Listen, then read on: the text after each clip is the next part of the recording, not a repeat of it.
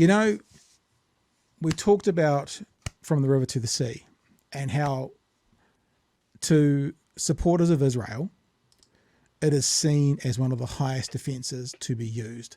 The supporters of Israel, they see it, they claim to see it. I don't know if they're being honest actors or not, but they claim to see it as meaning an eradication of the state of Israel and all Israelis from the river to the sea. Most in the Palestinian camp see it as a cry for freedom, to be free in the region they live in, from the river to the sea. But the thing I want to say is, I want to be clear that supporters of the Israel say that this chant, this saying, this slogan is incredibly offensive. Addendum, when Palestinians say it.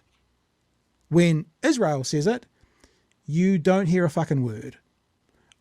This is Benjamin Netanyahu, and I'm actually going to read it because for those of us in the audio podcast, you won't be able to see the subtitles, so I'll read them out as they come up. This is him just in the end of last week, I believe. In any future arrangement, settlement or no settlement, Israel needs security control over all territory west of the Jordan. This is a necessary condition and it collides with the idea of sovereignty. What can you do?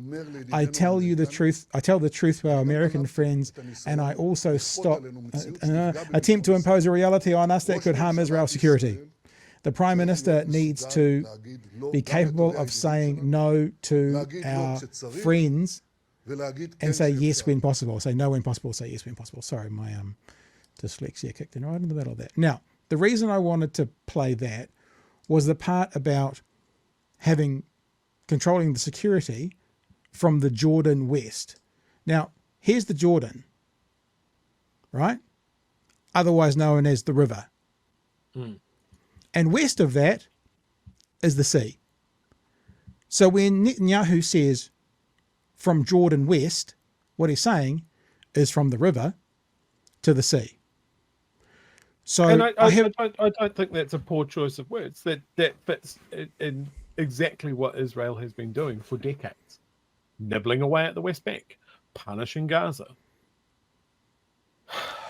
The point that I wanted to make clear to everybody, and I'm going to poke the borax a little bit, poke the bone at the mainstream media, is there is a lot they're not currently picking up on. Now, whether they missed this or whether they're just choosing not to report it, whenever someone of profile says from the river to the sea, the media goes into an uproar.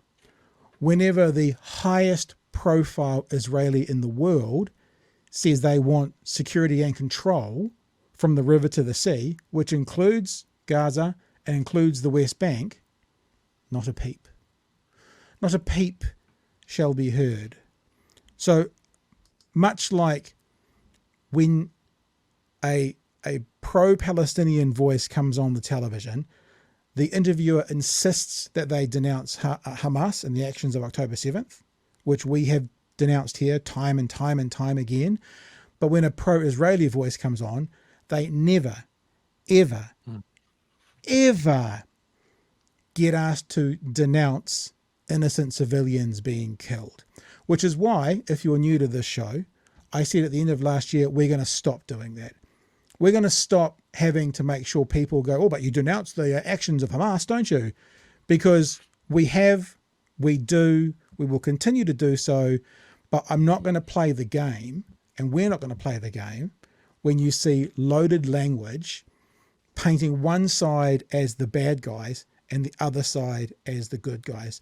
In this conflict at the moment, war crimes, atrocities, terrorist actions have happened by Hamas and by Israel.